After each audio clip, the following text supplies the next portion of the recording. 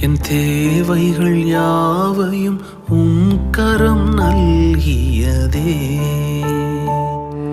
அன்றன்றை காண என் தேவைகள் யாவையும் உம் கரம் நல்கியதே. நீர் நடத்திடும் விதங்களை சொல்ல பூரண வார்த்தையே இல்லை.